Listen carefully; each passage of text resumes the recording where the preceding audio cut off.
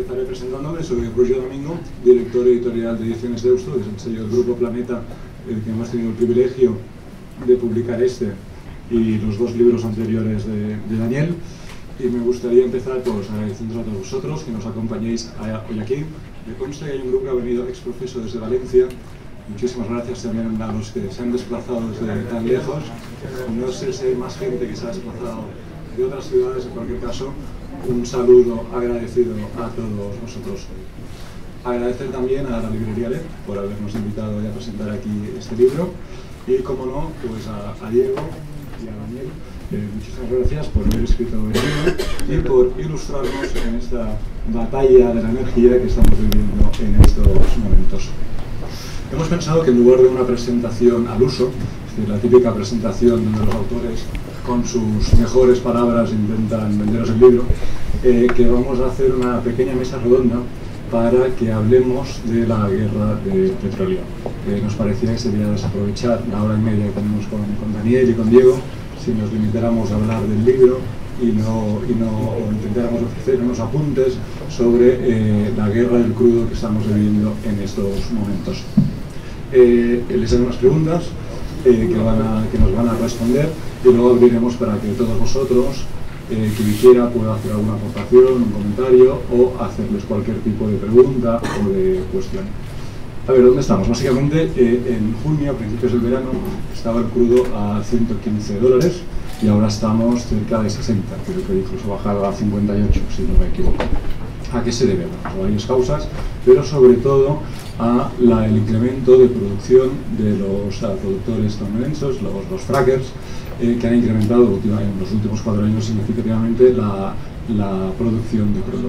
A esto se une la respuesta de Arabia Saudí, de Kuwait y de los verdaderos líderes de la OPEP, que han querido incrementar a su vez la producción de crudo con el intento de rebajar el precio y con ello poner en aprietos a los productores americanos. Como todos sabéis, los productores americanos no son productores de crudo convencional, sino que utilizan técnicas de fracking, que es mucho más complicado y mucho más costoso de extraer. No se trata solo de pinchar y extraer el petróleo, sino que el petróleo está solidificado en las capas interiores y hay que introducir una mezcla de agua, arena, productos químicos para que se convierta en líquido y poder extraerlo. Todo eso tiene un coste mucho mayor que los yacimientos convencionales, con lo cual les obliga a tener un umbral un margen de rentabilidad que tiene que estar superior a los 60 a 70 euros. Ha bajado mucho en los últimos años, pero sigue siendo mucho más caro. Con ello, claro, pues se inicia una guerra del petróleo que, como todas las guerras o como todas las batallas, tiene ganadores y perdedores. Hay perdedores claros, como puede ser Rusia, que en este caso, y en contraposición, favorece a Estados Unidos. Hay perdedores claros, o lo sabrá, como puede ser Venezuela o Ecuador, cuyas políticas de gasto social pues, se pueden ver en peligro debido a la bajada del precio del crudo. Puede tener problemas para países productores como Nigeria, como Irán, o incluso para los independentistas escoceses, pues el precio del petróleo y el mar negro pues les va a complicar, Mar del Norte les va a complicar las cosas. Puede en cambio ser una muy buena noticia para España, pues la rebaja en el precio del crudo puede incrementar la recuperación económica. De hecho, ayer se publicaba un artículo en La Vanguardia que decía que el sueño de Arriola, el asesor de Rajoy, era que el precio del crudo fuera la tabla de salvación para las próximas elecciones, dado que esa caída se mantiene. El crecimiento el año que viene, año electoral, como todos sabéis, puede ser cercano al 2%.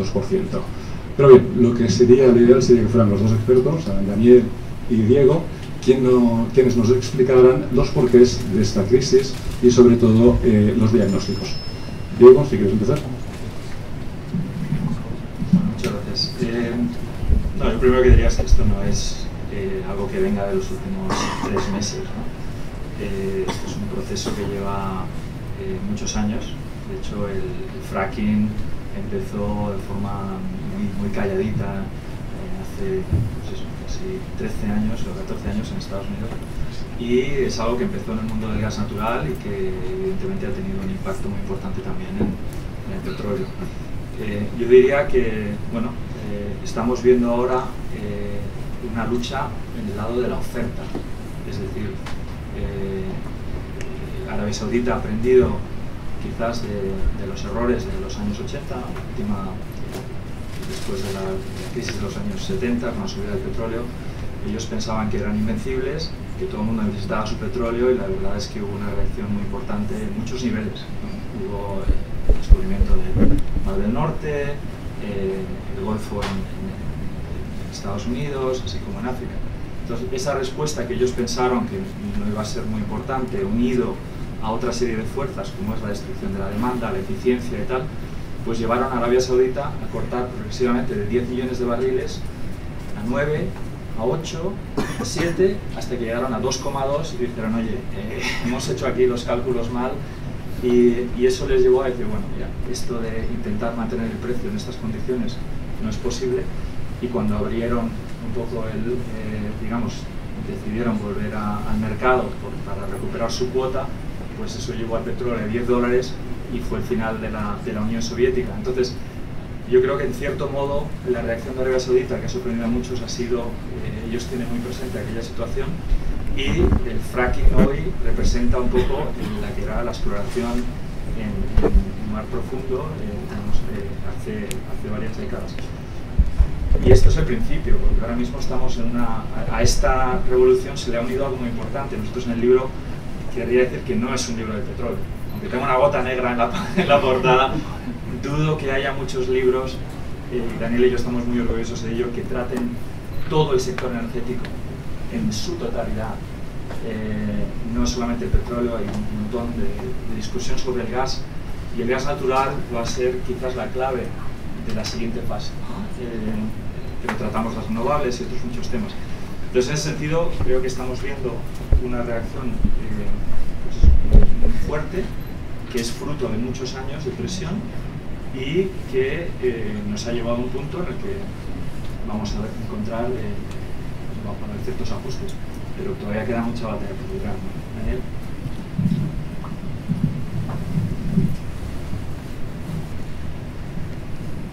Yo recuerdo la primera vez que me invitaron a la reunión de la OPEP en Viena, que los invitados están ahí con los asesores y con los periodistas, no escondidos, sino separados de los principales líderes de los países de la OPEP, que decía un amigo mío, lo bueno que tiene la OPEP es que tiene la culpa si sube el precio y si baja el precio.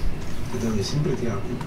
Entonces ahora resulta que está bajando el precio, que debería ser todo el mundo encantado de la vida, y estamos escuchando por ahí los malvados saudíes, los malvados cubaitíes, etc.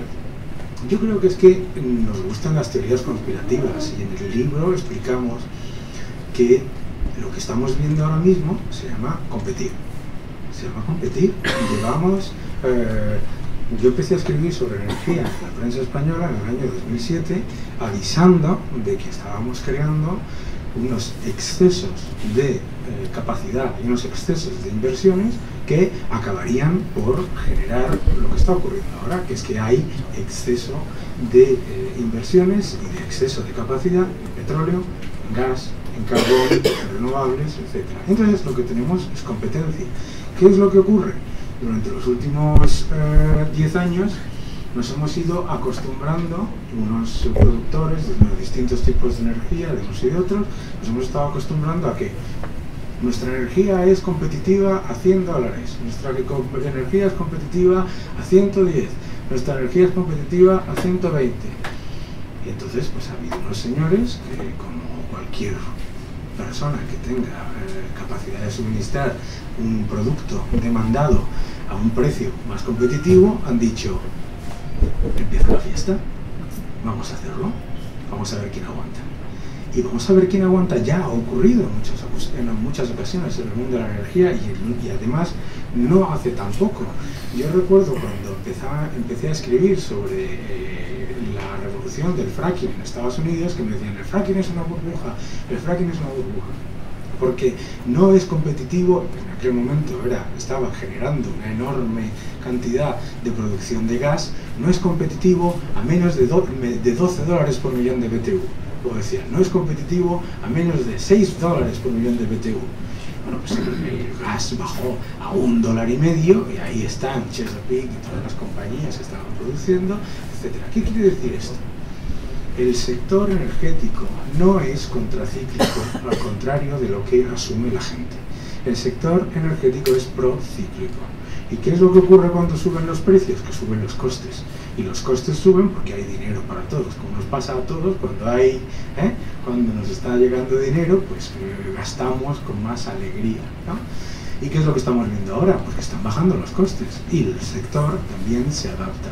Entonces, ¿qué es lo que vamos a ver en los próximos años? Lo que vamos a ver en los próximos años es cómo esta batalla por el control del mercado va a llevar a que los más eficientes ganen. Y eso es una maravilla para todos nosotros. Y en vez de criticar al país A o al país B por bajar los precios, que es una novedad para mí, ¿no? Como estamos ahora, que es el tema de la deflación, todavía va a haber algún listo que diga que el problema de la deflación es porque baja el petróleo, que todavía estoy por ver a alguien al que le venga mal que baje el petróleo, aparte de a Irán o a Venezuela.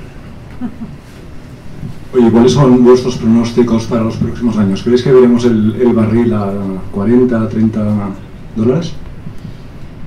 A ver, igual que los precios de la energía tienden a, cuando suben, a subir más de lo que te indicaría la combinación de suministro y demanda, también cuando bajan, tienden a sobrepasar los límites a la baja.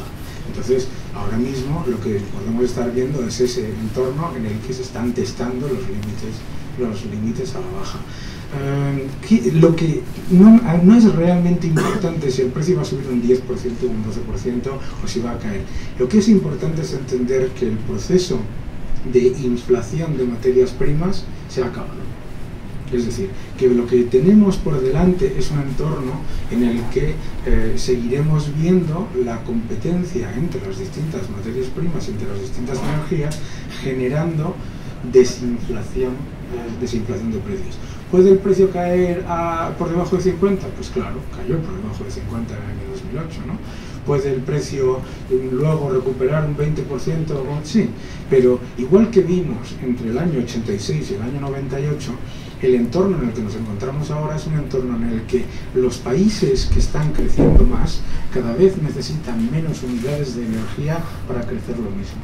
Esto es muy importante que la gente lo entienda, porque la gente asume, el PIB crece el 3%, la demanda energética se dispara. No, estamos viendo en Estados Unidos cómo llevan más de 15 años en el que la unidad de energía por cada unidad de PIB creado es cada vez menor, ¿no? Entonces, estamos haciendo, como decimos en el libro, estamos haciendo más con menos. Estamos haciendo además más con menos que cuando el precio del gas sube. ¿Qué es lo que ocurre? Que el carbón se hace más competitivo, entonces el carbón entra en el mix de energía. ¿Qué pasa cuando el carbón sube? Que entra el gas, que es más competitivo. Es decir, lo que estamos viendo es una auténtica competencia. ¿Por qué? Porque todas esas inversiones que se han hecho durante los últimos 20 años ya han creado lo que nosotros llamamos la banda ancha energética. Es decir, ya tienes gastado el dinero en barcos, en infraestructuras, en grandes proyectos, que cuando hoy la gente dice por ahí, se van a parar las inversiones. ¿Cuáles las inversiones? Que después de haberte gastado 60.000 millones en Kashagan vas a decir, ¿lo cierro? Por supuesto que no, ¿no? El otro día salió que el proyecto Gorgon en Australia había superado los 50.000 millones de dólares de coste. ¿Lo van a cerrar porque baje el precio del gas? No, por supuesto que no. Diego. Bueno, dar un precio siempre es muy complicado. En una presentación recientemente, Lord Brown le preguntaron qué pronóstico tenía y dijo, mira, yo he sobrevivido mi carrera porque no he dado un pronóstico en mi vida, ¿no? Decía, él no se mojaba nunca, decía yo. Pero bueno, en cualquier caso, yo creo que lo que es muy interesante, y bueno, el libro lo acabamos de escribir, se verá cuando el precio estaba bastante más alto. Y como decía antes, la primera fase es una batalla de la oferta. Pero para llegar a 30 o 40 dólares, que en mi opinión es posible, lo que vamos a ver es la segunda fase de la batalla, que es la batalla por la demanda. ¿Qué significa? El petróleo lleva 40 años sin competir, ¿vale? Nosotros, al final, ¿para qué usamos el petróleo? Desde que hubo la crisis de los 70, con las guerras en Oriente Medio, el petróleo salió de la producción industrial, salió de la producción eléctrica y se utiliza única y exclusivamente para el transporte. Conducimos los coches con gasolina, con diésel, los aviones con queroseno. Es decir, que el monopolio del petróleo no se basa única y exclusivamente en que hay una concentración de reservas, que es una condición necesaria pero no suficiente. Se trata que no tiene competencia en el transporte. No lo ha tenido por muchos motivos. El gas, Estados Unidos hace pocos años ya ha tenido unas crisis tremendas y se encontraban en unas situaciones que pensaban que iban a tener una escasez y eran importadores. Estados Unidos tiene toda su infraestructura de GNL y es importador, ¿no? Y ahora resulta que tiene 200 años no más. Es decir, que lo que ha pasado es que no podías contar con el gas, evidentemente los coches eléctricos eran un sueño, entonces durante 40 años el petróleo no ha tenido una competitividad real. Era un sueño, y de hecho la gente que conduce un coche eléctrico es un poco, o un coche de gas, se considera un poco un soñador, un verde, ¿no? Sin embargo, en Estados Unidos es una persona que cuenta el dinero, y de hecho son las empresas más grandes, las FedEx y demás que están pasando. Entonces, ¿qué requiere? Y es un poco el concepto del ancho de banda energético. Cuando en el libro contamos el efecto que tiene el shale gas en Estados Unidos, que llega a empujar, le llega prácticamente por debajo de $2, cuando simultáneamente tenemos Fukushima en Japón, que supone el cierre de los nucleares y una importación bestial y unos desequilibrios tremendos en el gas natural, esto genera precios 10 veces superiores en Japón a Estados Unidos. Coca-Cola en Estados Unidos y Coca-Cola en Japón, 10 veces. ¿Qué ocurre? Que hay un incentivo tremendo. En Australia dice, bueno, si yo puedo vender el gas a $20 en mi BTU, que son 120, 130 dólares por barril equivalente, pues evidentemente vamos a crear la capacidad, y ahí vienen esos 500.000 millones de dólares de inversión en capacidad de producción, que no solamente producción, son todos los trenes de GNL y demás. Entonces, como dice Daniel, una vez que esto se ha invertido, se ha creado, ocurre lo mismo que pasó en la revolución de Internet. De hecho, el capítulo 2, me parece, es un paralelismo absoluto entre la revolución energética y la revolución de Internet. ¿Qué pasó con el Internet? Pues ocurrió algo. Tuvimos una revolución tecnológica, que es un concepto. Es decir, tenemos el Internet y cosas que no existían. Esto lleva a unas expectativas de retorno tremendas. Os acordaréis de aquellas subastas de los 3G y demás del gobierno, del dinero que se levantaba. Tenemos una burbuja por todo el capital que entra, pero ese capital no solamente se destruye, sino que hay una gran parte que se invierte de forma eficiente en ancho de banda y demás. Cuando esto llegamos a sobrecapacidad y la burbuja eventualmente pincha, lo que ocurre es que los precios se colapsan, pero la infraestructura se mantiene. ¿Quiénes fueron los grandes vencedores? Pues China, la India, que de repente tenían una masa de población tremenda y podían disfrutar de Internet gratis, y entonces ocurrió todo el efecto aquel del outsourcing y demás. ¿Qué está pasando en la energía? Algo muy parecido. El efecto de gas natural en Estados Unidos y de Fukushima, que no ha sido un efecto de 3 meses, ha sido un efecto de 3 años y seguimos, con unos diferenciales bestiales, ha traído una capacidad de inversión tan grande en el mundo del GNL, y ya que hasta, como decimos en el libro, hasta Chipre va a salir de la crisis, de su crisis, a través del gas natural. Es decir, hay gas en todos sitios, hemos tenido los incentivos para desarrollar esa capacidad que es súper cara, pero una vez que se ha invertido y se ha hecho, la gente lo va a utilizar igual que el Internet, igual que lo hicimos en su día. Y ya te lo has gastado. Entonces, ¿qué va a ocurrir? Que va a haber una desinflación importante, pero el gas, por primera vez en la historia, está conectado y va a ser barato y abundante. Entonces tienes un competidor real para el petróleo, que se llama el gas natural, y con él, la caída del gas natural, por el efecto del dominio energético que hablamos, evidentemente empujó al carbón y otros. Entonces lo que vamos a tener es una serie de competidores muy claros que es, yo creo que el problema, a mí lo que más me ha llamado la atención últimamente de la OPEP no ha sido que corten, es que cuando tú ves que ellos dicen, bueno, vamos a dejar que el mercado ajuste, y en el 2020 su precio forecast, ¿no?, es $110 por barril. Yo lo que no entiendo muy bien es cómo la OPEP, ¿no?, dice, ¿cómo es posible? Porque ellos básicamente creen que esto es una batalla de la oferta. Lo que ellos no entienden todavía, y es un tema que tratamos en el libro muchísimo, es que la siguiente batalla, que es la batalla de la demanda, es probablemente mucho más peligrosa. Y entonces, al final, esto es algo que va a llevar tiempo y demás, pero si me dices, ¿es posible que el petróleo baje $30? Sí. Pero eso va a requerir digamos, no solamente una batalla de la oferta, que tiene sus límites, sino que va a requerir, al final, una batalla por la demanda. Y eso es lo que no entiende nadie. O sea, yo soy ingeniero de petróleo, ingeniero de minas, y he tenido numerosísimos debates con compañeros que siguen pensando, pero ¿cómo va a bajar el petróleo a 30 si el coste marginal de producción? Bueno, pues la historia es que no es solamente una historia de la oferta, es que hay una historia de la demanda. ¿Por qué vas a pagar $50 por barril si puedes pagar 15 o 20 en gas natural? Es una cuestión de, ese gas está disponible y tengo una gasolinera disponible, existe esa cantidad de gas y en Estados Unidos es una realidad, en otros países del mundo lo va a ser. Y eso es algo que no se está hablando y que para mí es un desarrollo que va a llevar probablemente 3, 5, 7, 10 años, no lo sé, pero es una cuestión de tiempo. Al final del petróleo, quizás, en ese sentido, esa es la segunda parte de la batalla que tratamos muy en detalle.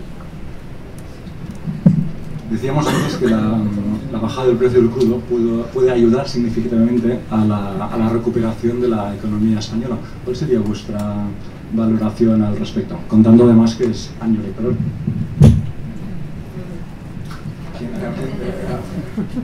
Y me pasa en el micrófono a mí.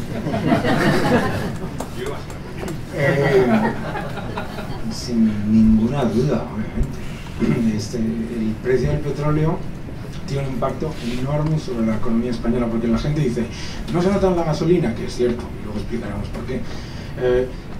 Sí, es cierto, pero la economía española consume mucho petróleo, no solamente para transporte, también para construcción, para muchas otras actividades. Es una economía que importa casi 1 millón de barriles al día. Entonces, ¿cuál es el efecto? El efecto es muy positivo. Una caída de $10 el barril durante un año completo tiene un impacto prácticamente del 1% del Producto Interior Bruto. Entonces, es un estímulo de verdad. Es decir, es un estímulo que entra en el bolsillo de las empresas, no un estímulo monetario que entra en el bolsillo de los 4 de siempre, sino un estímulo que entra en el bolsillo de las empresas, que hace que mejore la competitividad de las empresas, mucho más que devaluar la moneda. De hecho, por culpa de devaluar el euro, el beneficio de la caída del petróleo es bastante menor, porque el petróleo, como sabéis, cotiza en dólares y se ha devaluado más el euro.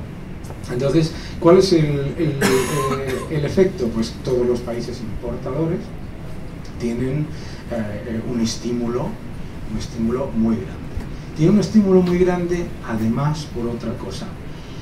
Cuando baja, de esto no se está hablando en los medios de comunicación, cuando baja el precio del petróleo, los países productores tienden a compensar sus pérdidas de Producto Interior Bruto y sus pérdidas de ingresos fiscales atrayendo inversión extranjera, fundamentalmente en infraestructuras.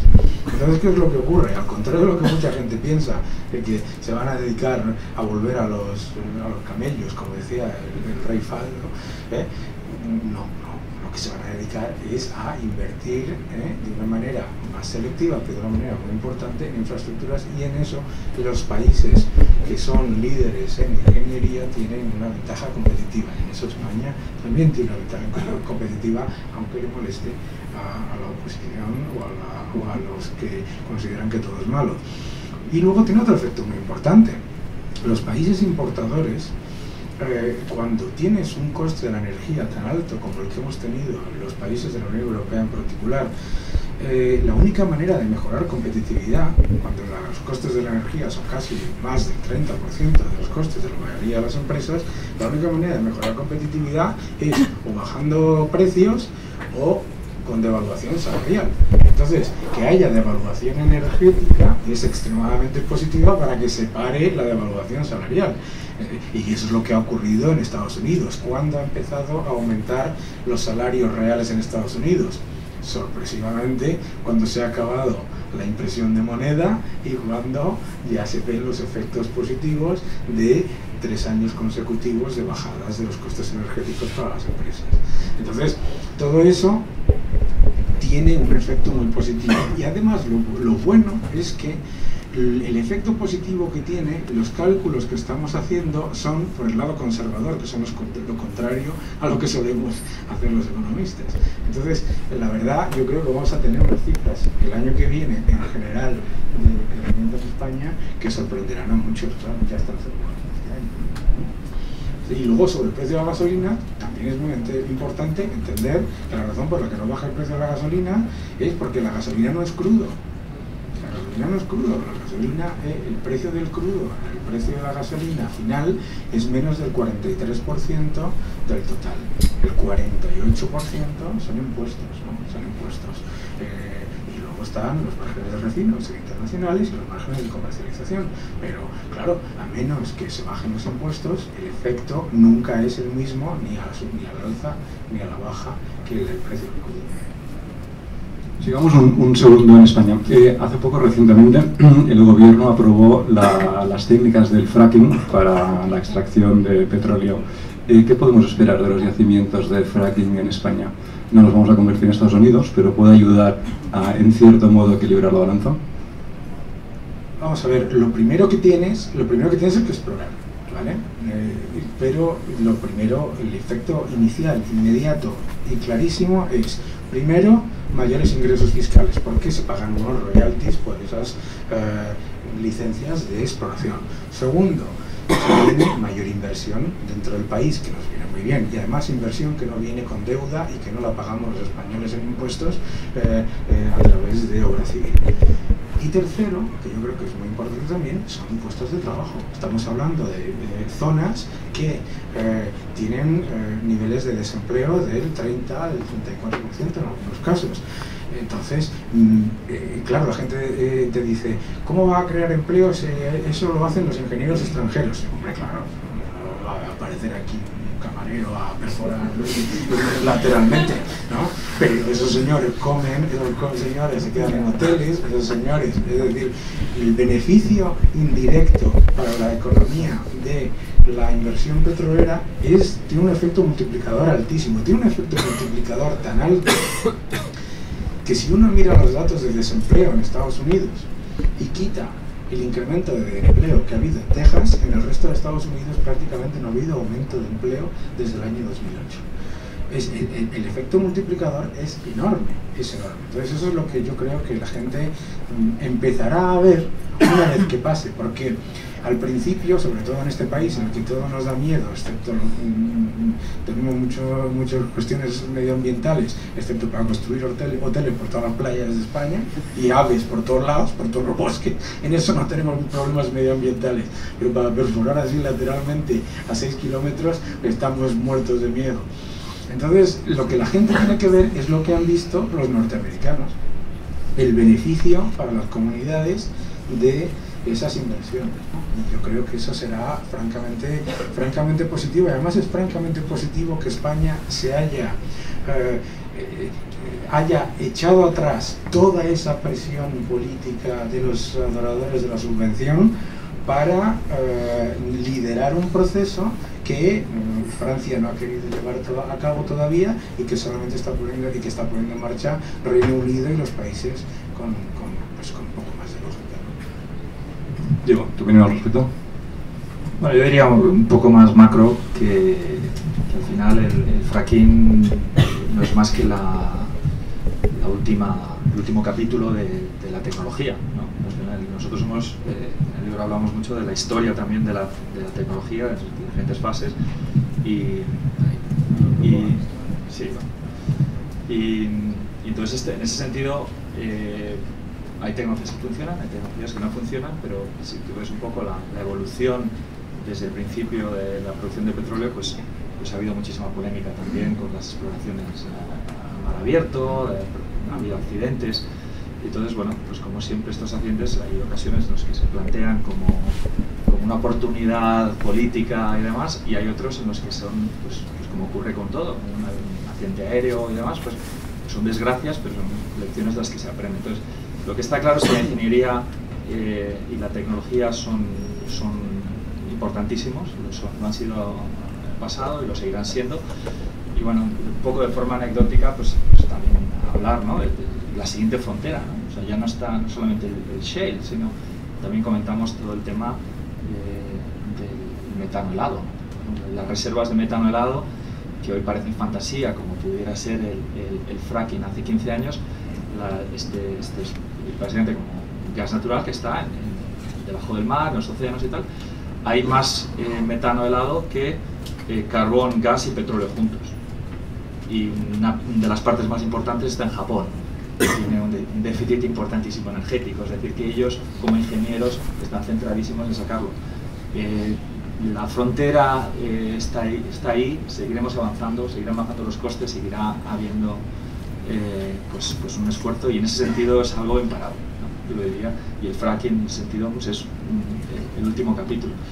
En cuanto al tema del impacto económico, también un poco más macro, yo creo que está clarísimo que el Banco Central de Japón, o en mi opinión el Banco Central Europeo, este es uno de los revulsivos para poder introducir una política monetaria muy agresiva. Entonces yo creo que la deflación, ahora mismo los mercados están observando de una forma muy aguda cualquier signo de deflación como una indicación, ¿no? El impacto en el euro es un poco gallina huevo, ¿no? Pero al final está claro que nos beneficiamos menos, pero el impacto que tiene deflacionista y la presión que pueda tener monetaria a través de quantitative easing es muy importante en el euro también. Que al final yo creo que es lo que Draghi quiere, ¿no? Quiere un euro bajo y como sea, ¿no? Así que en ese sentido, pues bueno, esto ayuda. Gracias, Diego. Oye, comentáis también en el libro, introducís una idea interesante y decís algo así como literalmente que el precio del último barril de petróleo será cero, debido a la oferta energética que habrá en aquel momento. Me gustaría que explicarais un poquito más, recrearais esta idea.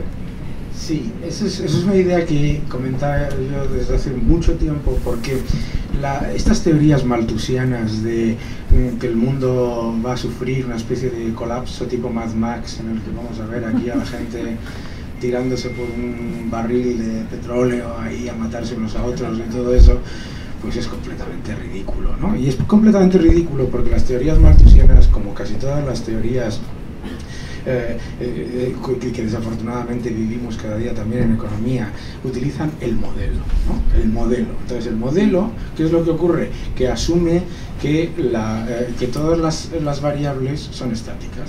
Entonces las variables estáticas, para empezar, son el crecimiento de la población y el uso energético, que es una ridiculez, porque solamente con el hecho de que el parque móvil en Estados Unidos aumente de 24 millas por galón a 34 millas por galón, que es lo que tenemos en Europa, la demanda entera de petróleo caería en un 3,4%, es decir, el incremento de la demanda de 3 años desaparece. Que eso es lo que estamos viendo, es decir, estamos viendo no solamente el proceso del lado de la oferta, sino que estamos viendo la eficiencia energética. La IEA está comentando que la eficiencia energética, el propio Exxon en su Outlook para la energía del año 2015 dice que el incremento de la demanda sería el doble si no hubiera sido por la eficiencia energética. Entonces estamos viendo eso. Luego estamos viendo, por supuesto, el hecho de que cuando se introducen nuevas tecnologías, esas nuevas tecnologías van reduciendo el coste marginal. Y al reducir el coste marginal compiten mejor contra el petróleo y contra cualquiera de las otras energías, compiten entre ellas. Estamos viendo, como comentamos en el libro, los costes de los paneles solares caer un 50% anual. los costes, la energía eólica ya es competitiva en Estados Unidos con respecto al gas, ¿no? Entonces, ¿qué es lo que ocurre? Que las teorías malthusianas asumen que la transformación es abrupta y que ocurre por crisis, cuando en realidad lo que ocurre es gradualmente. Eso es lo que estamos viendo, como el incremento de demanda marginal se va reduciendo del sistema. Por lo tanto, en el momento en el que hubiese algún tipo de riesgo de que se estuviese acabando el petróleo, pasaría lo que pasó con el aceite de ballena. En el libro lo comentamos. El aceite de ballena no dejó de ser la principal fuente de calor, o sea, de calefacción y de iluminación de Estados Unidos porque la gente se volviese ecológica y pro-ballenera. Se acabó porque era el más caro comparado con el petróleo. Era más caro, más ineficiente y más difícil de transportar. Entonces, a medida que se van haciendo fuentes de energía alternativas que por ilusión tecnológica, no porque se acabe el petróleo. El concepto malthusiano de que en realidad se están llevando a cabo energías alternativas porque lo que está pasando es que se está acabando, no, es simplemente, mira, yo si encuentro una manera más barata, fácil y económica de hacer estas botellas de plástico, les puedo asegurar que voy a competir contra estos señores que las hacen, no porque se esté acabando su factoría o porque se esté acabando el plástico, sino porque yo lo puedo hacer mejor, más barato y gano más dinero. Y ese es el elemento. Entonces, lo que estamos viendo es la teoría del pico del petróleo ha sido pues, vergonzosamente desacreditada, como ponemos un gráfico magnífico en el libro en el que mostramos las predicciones de pico del petróleo comparado con la realidad desde el año 50 y tantos. Pero no es que ya se hayan desacreditado de una manera vergonzante, sino que es que lo que se está demostrando es que la tecnología, la eficiencia y la capacidad de los distintos operadores de competir mejor, lo que está haciendo es que no solamente no vivamos peor y tengamos un periodo hiperinflacionista y de crisis constante, sino que consumimos menos para crear más unidades del Producto Interior Bruto. ¿Digo? ¿Es por darlo? Lo ha dicho todo. Muy bien, pues ahora si os parece abrimos el debate a todos vosotros. A quien quiera apuntar algo, María. Sí, así hablo. Habla y repetimos. Hemos estado este mediodía en una tertulia juntos donde se planteaba una cuestión que no estoy oyendo ahora. Es verdad que cuando se habla de energía siempre se saca las políticas o las estrategias políticas ecologistas, ¿no? Pues con las nucleares, las solares, todas esas cosas. La diferencia con el petróleo es que parece que al estar en manos de países islámicos, por un lado, y por otro lado, Venezuela, Rusia, etcétera, hay un componente político extra que puede hacer o lleva a pensar a determinados analistas que eso va a quebrar la fuerza del mercado, en el sentido de que, como decíais los dos en la tertulia, el precio fuera mucho más competitivo y alegría, alegría, por fin vamos a competir, la energía va a ser más barata y eso va a ser bueno para todos los consumidores. ¿Cómo veis esta especie de tesis proconspiranoica, por llamarla de alguna manera, enfrentando el mundo occidental libre con otros mundos? Bueno, yo lo primero que diría es que en la geopolítica, que está muy claro, el petróleo es un arma de doble filo, ¿vale? Eso es un tema, históricamente, cuando se oye hablar de una crisis, de pues una guerra o de atentados, etc., se ve un poco desde el lado de siempre parece que el petróleo va a subir y que es los consumidores estamos prácticamente indefensos, ¿no? Porque estamos en manos de esa concentración de reservas. La realidad es muy distinta. La realidad es que los consumidores se defienden y se defienden de una forma muy agresiva. Para empezar, desde la crisis de los años 70, pues ha habido muchísimas medidas que se han tomado. Una de ellas ha sido la eficiencia. Evidentemente, de forma regulada, se ha decidido pues eso, que los coches tienen que hacer más millas por tal. Otra de ellas es incluso todas las reservas estratégicas de petróleo, ¿no? O sea, contra emergencia. Otra ha sido la energía solar, ¿no? Jimmy Carter dijo nadie nos puede embargar el sol en 1979, ¿no? Es decir, que ha habido una serie de políticas que han sido muy agresivas con la idea de defenderse contra la geopolítica. ¿Qué ocurre? Y el caso de Rusia es clarísimo. ¿Qué ha hecho Rusia? O sea, Rusia en la crisis de Ucrania, que bueno, yo creo que, supongo que lo sabéis casi todos, es una crisis que es energética en su base, un poco por el conflicto del gas. Pero ¿qué ha ocurrido? Que Rusia, que exportaba una cantidad muy importante de gas a Europa, de repente ha visto que Europa no se fía de Rusia y Rusia no se fía de Europa. ¿Qué ha hecho? Todos estos gasoductos que tenía, ahora se están planteando, muchos de ellos existen, y decide abrir un gasoducto nuevo y decir, bueno, pues ahora nuestro mercado de crecimiento va a ser Asia.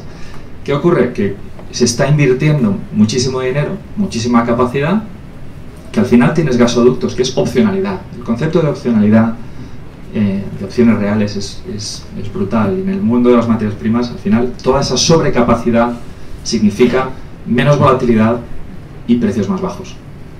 Y cuanto más geopolítica, más miedo tiene el consumidor, más invierte en un seguro de compra.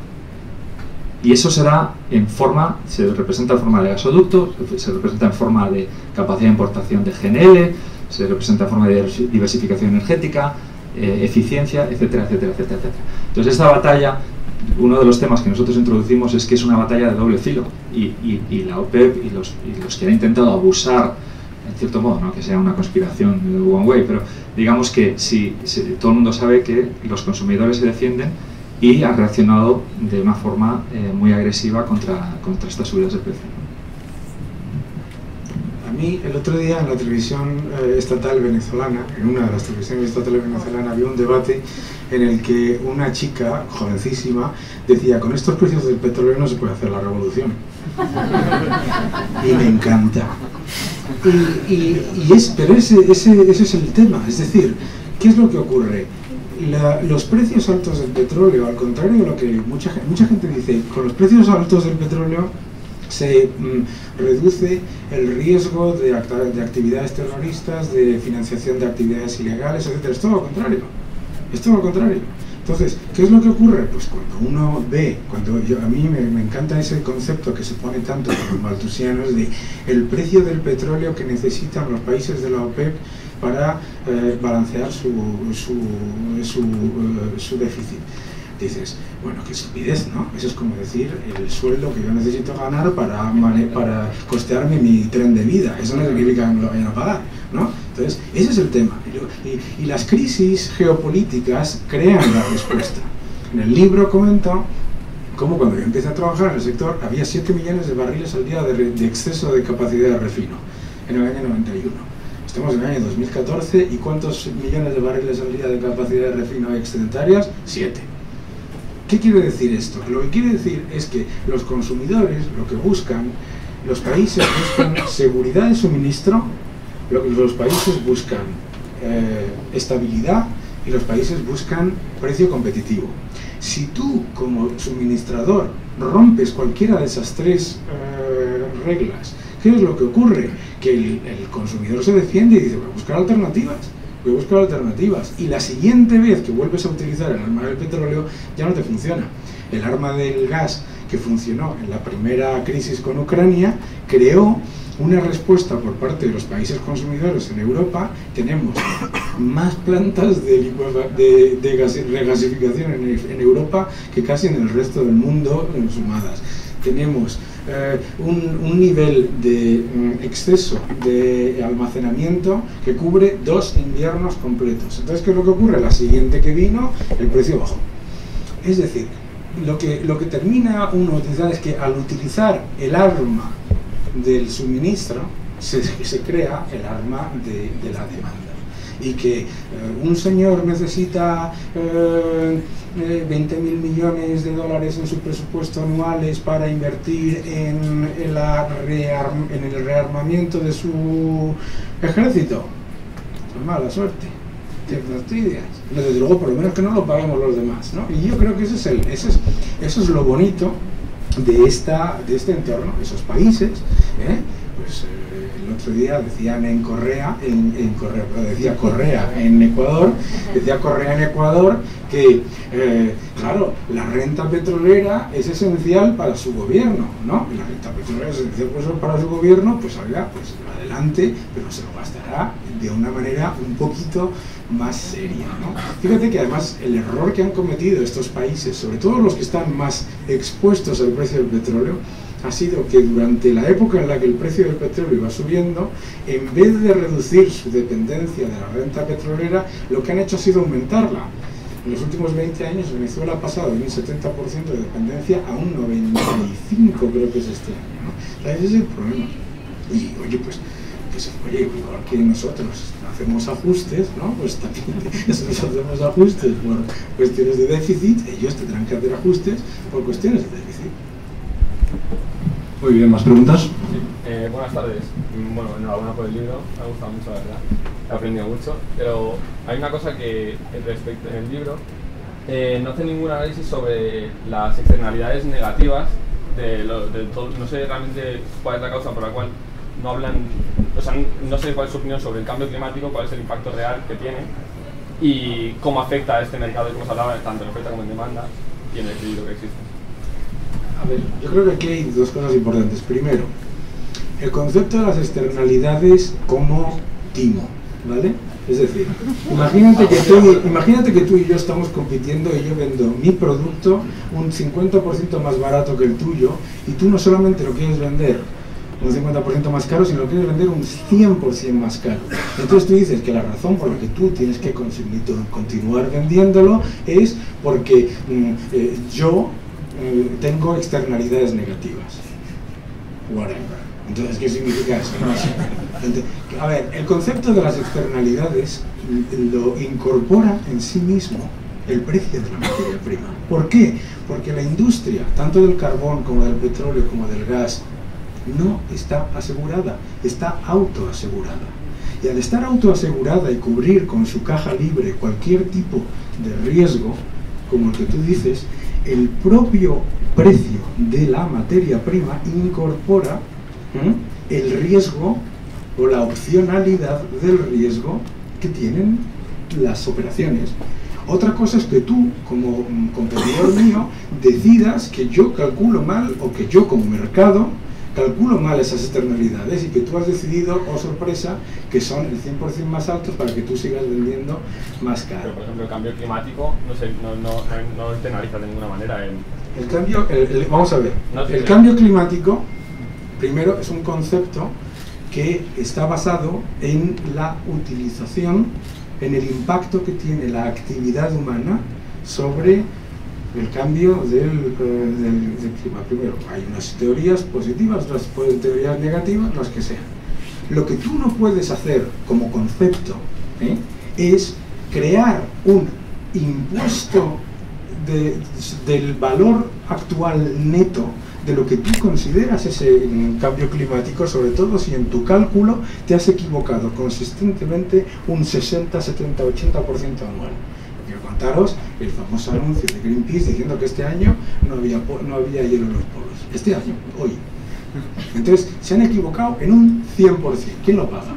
Porque, claro, el coste de ese proceso sí se está creando a través de un impuesto o a través de una subvención. Lo que te demuestra que la intervención y la subvención no te reduce, no te mejora esa situación, es el hecho de que Estados Unidos, haciendo shale gas como nunca, ha reducido mucho más sus emisiones de CO2 que la Unión Europea haciendo molinillos y panelitos solares por toda la Unión Europea. Vaya una gracia. Entonces resulta que nosotros lo hemos estado pagando a través de un impuesto sobre el CO2, a través de las subvenciones más altas a través de la electricidad más cara de toda la OCDE, y ellos han bajado más sus emisiones de CO2 desde el año 2008 que nosotros. Mira, qué gracia. Entonces, ¿qué es lo que ocurre? Que tú estás convirtiendo un posible en un actual. Tú estás convirtiendo algo que puede pasar, podemos debatir todo lo que sea, en algo que cuesta hoy, y que cuesta hoy en puestos de trabajo, en crecimiento económico, en oportunidades. Eso es lo que no se puede poner encima de la mesa. Nadie dice que no existan las externalidades. Lo que niego rotundamente es que esas externalidades las tengamos que asumir todas en valor presente neto, y no quiero pensar a qué tasa de descuento, porque tenemos que pagarlas hoy y además ad eternam, ¿no? Porque fíjate, si yo me traigo un accidente como el de Macondo, ¿vale?, en el año 2030, y me traigo el valor presente neto de ese accidente, ¿cuál es hoy? A la tasa de descuento que quieras, al 6%. 1.000 millones de dólares, ¿vale? 1.000 millones de dólares. 1.000 millones de dólares es un sexto de lo que pagamos nosotros en subvenciones ya hoy. ¿Sabes lo que te quiero decir? O sea, que por si acaso pasa algo, nosotros vamos y pagamos 10, 20 o 200 veces lo que pudiese pasar. ¿Sabes? Es que lo que pasa con la energía nuclear, que se lo digan a los pobres japoneses, que se lo digan a los japoneses, que les ha multiplicado por 3 la balanza, el déficit comercial, al cerrar las plantas nucleares, y se han ido a la recesión. Pero la gracia, ¿sabes? Por un accidente que tiene, pero esa externalidad tú no puedes utilizar un incidente y aumentarlo al máximo, a todo. Asumir que es probabilidad 100% que pase accidentes. Claro, probabilidad 100% de que pase accidentes es lo que ocurre, es probabilidad 100% de que pagues por ello en tus impuestos y en tu renta disponible todos los años. Yo creo que en el tema del cambio climático lo tratamos en varios lados, pero no sé, para dejar un poco alguna idea, ¿no? Pero al final la revolución del gas, uno de los grandes perdedores ha sido el carbón. O sea, fue prácticamente, pues como decíamos antes, al bajar el gas a los $2 MMBTU, pues desplazó una cantidad enorme de carbón de la producción eléctrica, hasta el punto de que pues se ha cerrado mucha producción, el carbón colombiano se ha exportado a otras partes. Es decir, esto tiene un impacto muy positivo, porque un poco la regla es que el carbón contamina 3 veces más que el gas natural. Es la regla un poco por la química, más o menos, para producir una unidad de energía. Es decir, el carbón contamina 3 veces más que el gas. ¿Qué ocurre? Que al producir más gas estamos consumiendo menos carbón, o el ceteris paribus, y una de las oportunidades que yo creo, al final, si esto continúa y toma la escala que yo creo que puede llegar a tener, es que el carbón va a ser prácticamente gratis. ¿Qué significa que el carbón sea prácticamente gratis? Significa que el incentivo para quemar carbón es enorme, pero eso va a venir a través de tecnologías limpias de carbón. Es decir, que al final el mercado del carbón se va a defender, y el mercado del carbón se va a defender a través de tecnologías limpias. Entonces, yo como inversión diría que hay muchísima oportunidad porque es que vas a tener una materia prima prácticamente gratis. Si a eso le unes todo el tema ya de todos los permisos y demás, que es un experimento curioso, pero bueno, el concepto es bueno, pero es muy difícil de aplicarlo, pues más aún, ¿no? Pero en ese sentido yo creo que es buenas noticias desde un punto de vista del cambio climático por todas las partes. Uno, porque el gas está desplazando carbón, y dos, porque ese desplazamiento de carbón va a incentivar el desarrollo de tecnologías limpias. Bien, parece que tenemos tema para un nuevo libro, ¿no? ¿Había otra pregunta ahí? Sí, a mí buenas tardes y muchas gracias. Me gustaría hacer una pregunta teniendo en cuenta lo que hemos hablado antes de las guerras geopolíticas. Putin, él dice que el mayor desastre geopolítico de la historia es la caída de la Unión Soviética. Entonces ahora lo que ha pasado con Crimea es casi 100% gas, casi 100% energía. Entonces para Europa y sobre todo para España, ya que estamos aquí y a nosotros pues nos importa la economía aquí, cómo, aunque nosotros y Portugal cogemos la energía, el gas de Argelia, pero cómo influye que Rusia se empobrezca, o sea, la evaluación que tiene ahí. Yo he estado siguiendo estos últimos días el rublo, que estaba semanas atrás en 50, 55, 60, entre antes de ayer y hoy, o sea, hoy se ha puesto en 80. Yo he conocido el rublo a 40.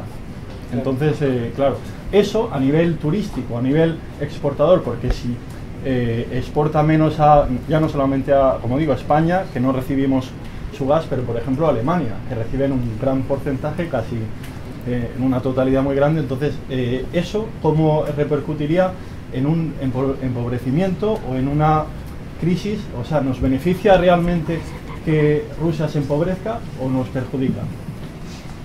A nadie le beneficia que ningún país se empobrezca.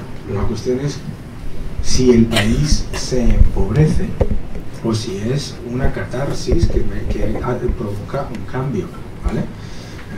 Nadie se beneficia de que ningún país se empobrezca. Ahora, si consideramos el punto de partida como adecuado, entonces tenemos un problema. Es decir, si consideramos el punto de partida de hoy de Bolivia o de Ecuador o de Irán o de Venezuela como el adecuado y que lo que sea es malo, tenemos un problema, porque tenemos un problema de diagnóstico, ¿vale? Y es la cantidad de dinero que se está tirando en cosas que no tienen nada que ver con el enriquecimiento del país, sino con las veleidades megalomaníacas de sus líderes particulares.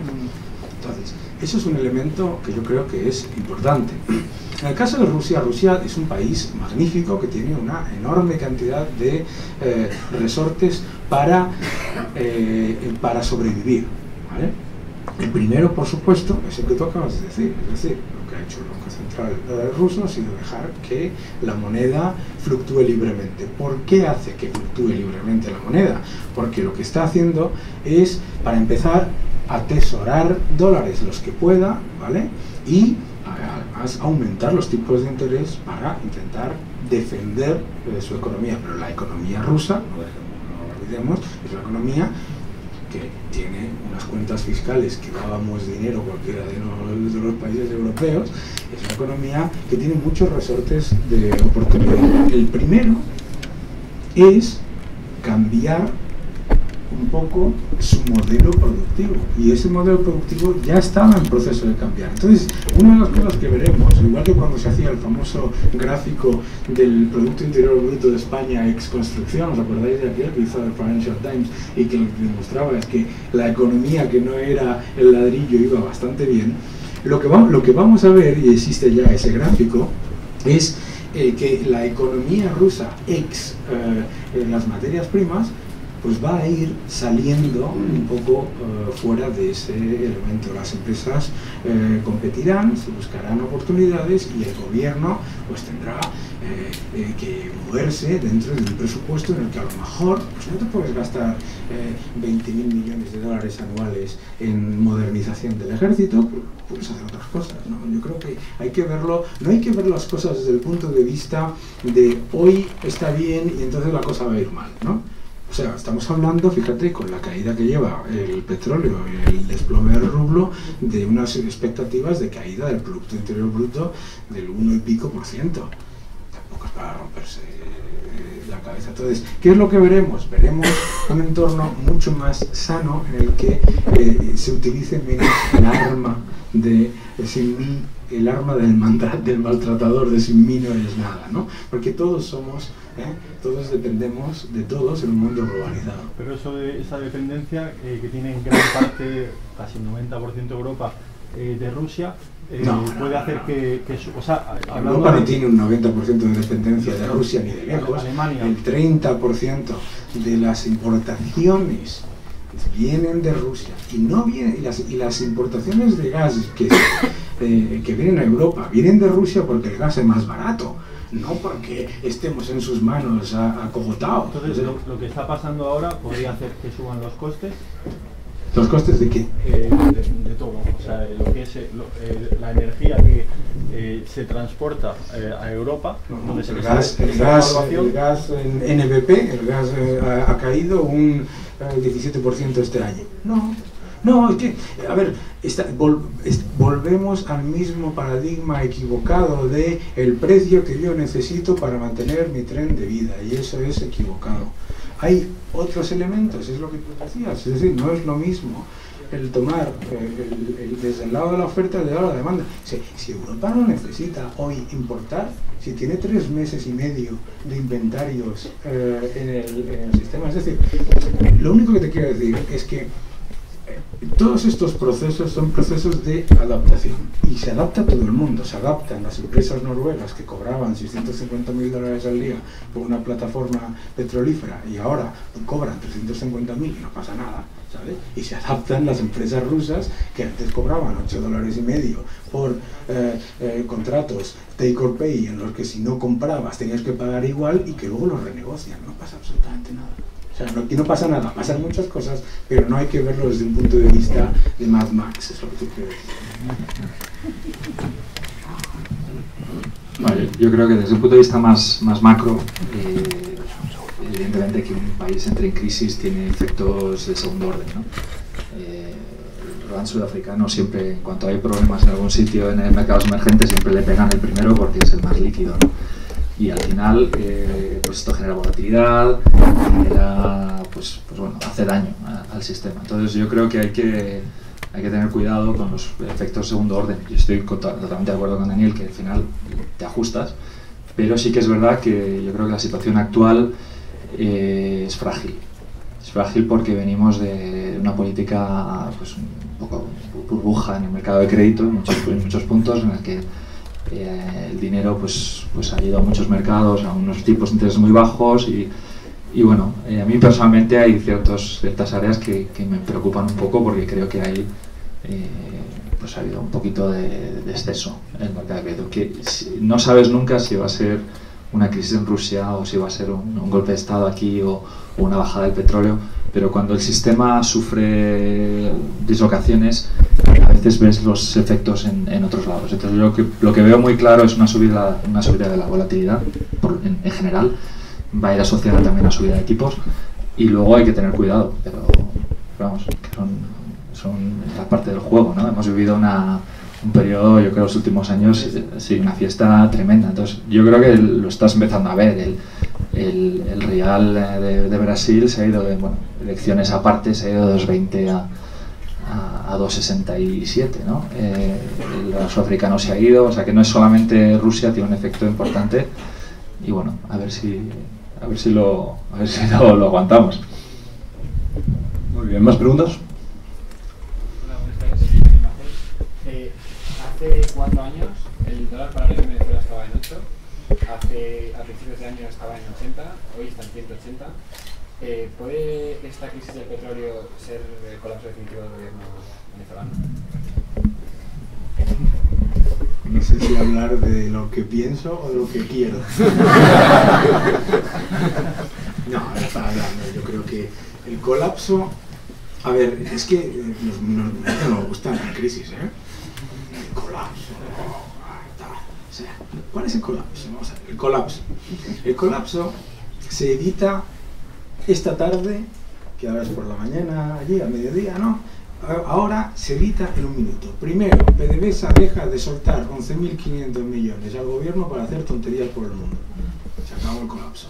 Segundo final del colapso, Petrocaribe, los regalitos a los países amigos y no sé cuántos no se hacen a precio a pérdidas para PDVSA, se hacen a precio de mercado. Se acabó el colapso. No hay colapso. O sea, quiero decirte, de nuevo, es asumir que la política o lo que se ha llevado a cabo en los últimos años era sostenible. No, era insostenible. Esto es, digamos, la acción o el elemento que lleva a que en algún momento se tenga que incorporar algo de cordura.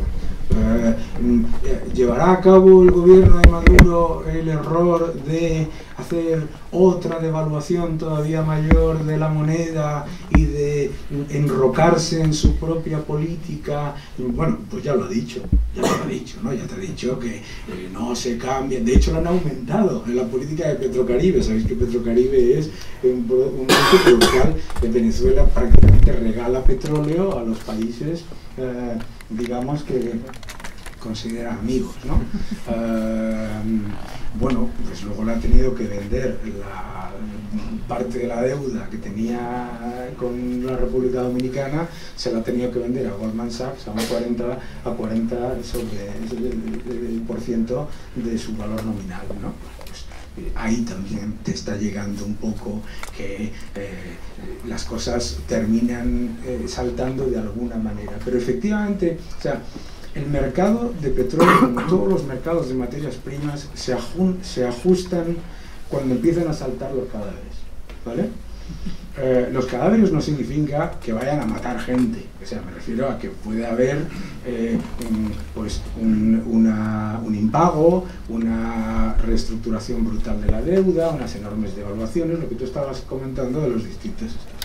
Pero lo que termina poniendo encima de la mesa es que qué es lo que va a ocurrir, qué es lo que hace un PDVSA o cualquiera de los productores cuando se le caen los ingresos de esta manera. Porque qué es lo que asume la gente que van a hacer. Van a recortar producción, cuando le bajan los ingresos, ¿qué van a hacer? Lo que van a hacer va a ser intentar aumentarla. Lo que van a hacer va a ser intentar aumentar la producción para compensar ingresos, ¿vale? Compensar dólares por barril, porque lo que necesitan es meter dólares en el sistema. Entonces, yo creo que lo que tenemos que entender es que todos esos procesos que ya eran insostenibles de por sí se convierten en más insostenibles. ¿Es un colapso? No es un colapso, es una limpieza. Hay que cambiar la palabra colapso, desastre, monstruosidad, horror, no sé qué, los malos, es limpiar un poco y devolver un poco la cordura a un mundo que se nos había vuelto un poco loco, ¿no? Pues me refería más bien, no por la parte de eliminar gastos superfluos, que por supuesto hay que hacerlo en Venezuela, sino por el tema de la competitividad. Las empresas no pueden cambiar a cambio oficial, tienen que cambiar a cambio paralelo y recuperar sus ganancias a cambio oficial.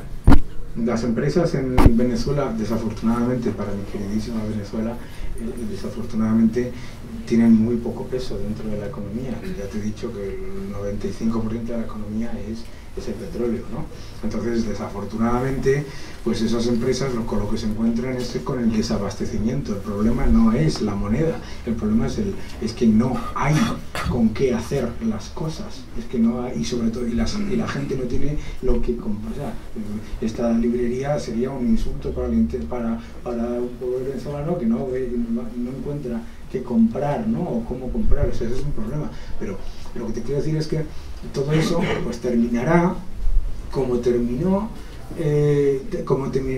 varios regímenes cuando entre el año 99 y el año 98. Eso no significa que no vaya a ser otro bolivariano, eso da igual, eso no, ¿sabes?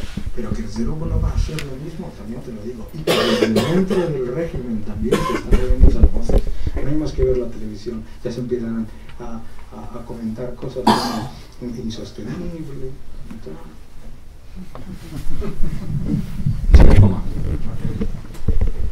Soy un gobierno de un país occidental y quiero fomentar una actividad que todavía no está desarrollada y le pongo un impuesto preventivo. ¿Cómo lo ves?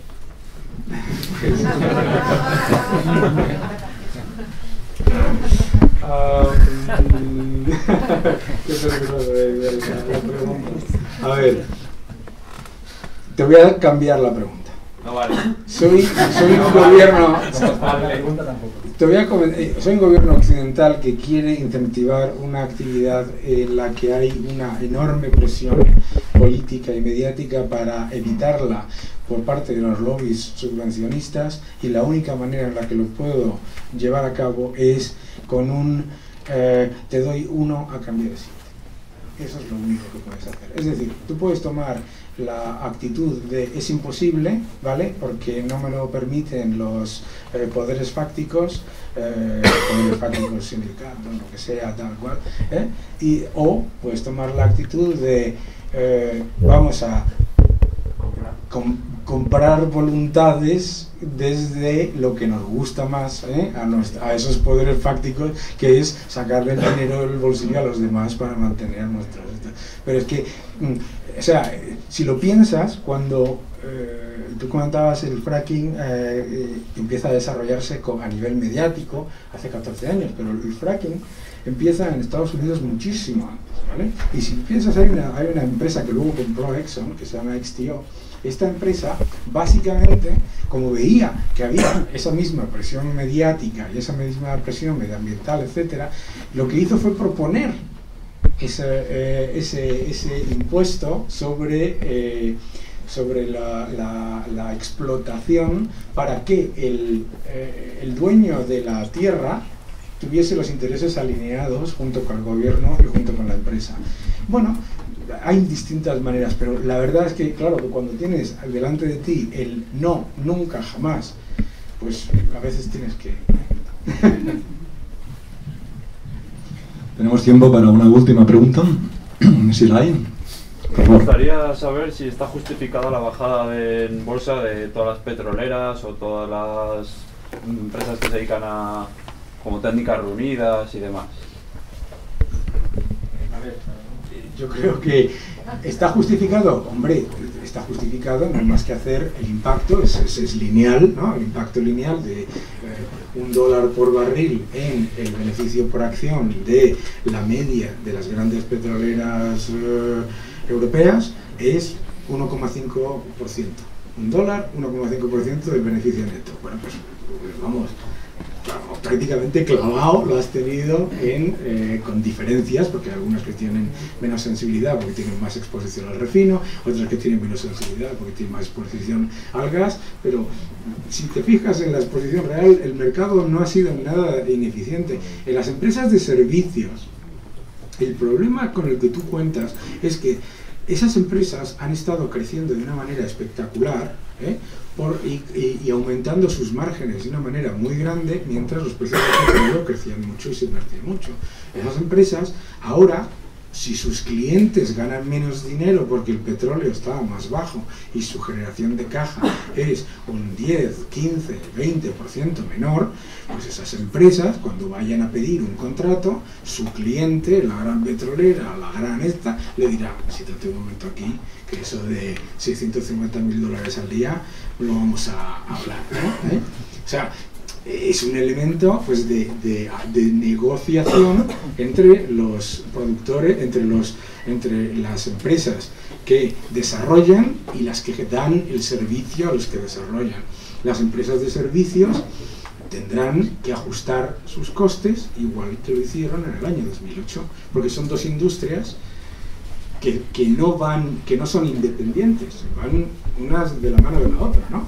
Y si la compañía X multimegapetrolera va a invertir un 20% menos el año que viene, pues obviamente la empresa que le da servicio a esa compañía tendrá que reducir. Entonces eso también tiene un impacto sobre sus beneficios.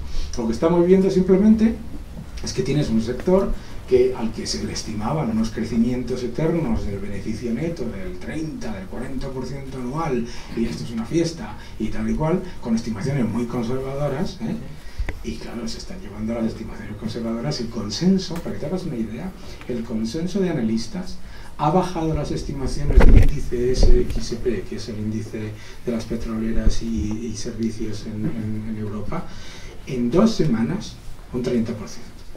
Claro, pues eso es lo que está ocurriendo. Eso no pasa nada. ¿Eso significa que vaya a quebrar, como decía alguno, tal, que vaya a quebrar las... No, son empresas que siguen generando una enorme caja y que siguen invirtiendo, vamos, espectacularmente. Estamos viendo, pues fíjate, BP el otro día redujo sus inversiones un 5%, invierte 23.000 millones al año. No es el problema, porque la reduce un 5%. Es que nos estamos bajando de la percepción burbujera, no de la burbuja, porque el sector no tiene prácticamente deuda y por eso se puede ajustar muy rápido. Una de esas empresas que tú has mencionado no tiene deuda, ninguna deuda. Entonces, si tiene que ir a su cliente y decirle: oye, que te cobro un 30% menos por el mismo servicio, pues no tiene ningún problema, porque no tiene que ir a su banco a pedirle permiso. Los que salen más perjudicados son los que están muy endeudados, ¿no? Pero fíjate que cuando algunos dicen que las empresas de fracking, que no sé cuántas empresas de fracking tienen una deuda media de 2,5 veces EBITDA, eso no es nada. Eso no es nada. Entonces, veremos consolidación, fragmentación, ventas. Hay compañías que están ya dedicándose a comprar, yo creo que un poco pronto. Hay otras que se están dedicando, ¿sabes? Veremos lo bueno que tiene un sector que es extremadamente dinámico. ¿Yo? ¿Algo que añadir? Bueno, yo diría, desde mi perspectiva, yo me dedico más a la materia prima, sí, menos a las empresas. Pero bueno, un tema que cuando hablábamos de la toda la revolución del gas, muchos amigos eran, bueno, ¿y qué compro, no? ¿Y en qué invierto? Y entonces cuando les contabas un poco el tema del gas y cómo el petróleo pues iba a sufrir, y hablamos de un mundo de aplanamiento energético, pues la gente decía, bueno, pues me compro el gas, el ETF de gas, ¿no? Y yo, vamos, los tenía que parar allí en seco, porque al final el hecho de que el gas sea un vencedor no significa que el precio vaya a subir. Es un vencedor en volumen, pero no un vencedor en precio, en cuota de mercado. Entonces, digamos que ese es un mensaje más claro. Nosotros defendemos un aplanamiento energético, pero es un aplanamiento en el que claramente el perdedor era el petróleo. La convergencia, si se da, no se iba a dar nunca con el gas a $100 y pico, sino que iba a ser una convergencia a un nivel más bajo. Entonces, lo único que diría es que desde esa perspectiva hay que mirar no solamente el precio o la apreciación, sino también un poco la cuota de mercado, los retornos y demás. Pero el aplanamiento energético que estamos viendo pues es algo que va a continuar, y que si pasamos a esta segunda fase en la que el gas de verdad compite en la demanda, puede haber una convergencia todavía mucho mayor. Y si me permites añadir una cosa, en cuanto al tema bursátil y las empresas petroleras, la gente tiene que diferenciar extremadamente precio con valor y, sobre todo, sobrevivir con expansión de múltiplos. Es decir, que igual que en el periodo 91-98, igual que no murió nadie, igual que cuando vimos la caída del precio del gas de $12 a $1,50, pues hemos visto consolidación, hemos visto tal, pero ahí están las grandes compañías y las pequeñas y las medianas, etcétera. Hay que tener mucho cuidado con confundir estas compañías. No van a desaparecer, no van a quebrar, con estas compañías van a subir en bolsa. Eso es un elemento esencial, el confundir precio con... ¿Por qué? Porque si tú... Ahora los analistas están cada día, tienen que hacer una nueva revisión de sus estimaciones a un precio del barril distinto. Pero si tú pones el sector a $60 el barril, el sector cotiza a 16 veces PER, que es una prima sobre el resto del mercado. Entonces hay que entender que sí, estas compañías van a sobrevivir todas, el precio que caiga donde haga falta. Te puedo asegurar que el concepto que me comentaba el otro día en una entrevista, de que no sé qué gran compañía integrada iba a quebrar, es una ridiculez. No quebraron en la crisis financiera, tienen muy poca deuda.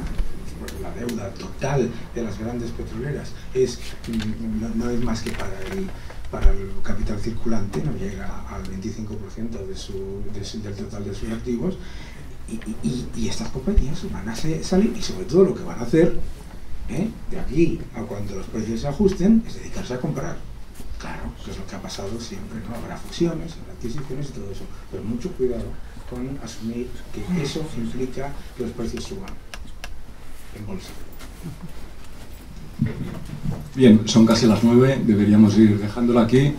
Muchas gracias una vez más a todos por acompañarnos. Muchas gracias, Daniel. Muchas gracias, Diego. Buenas noches.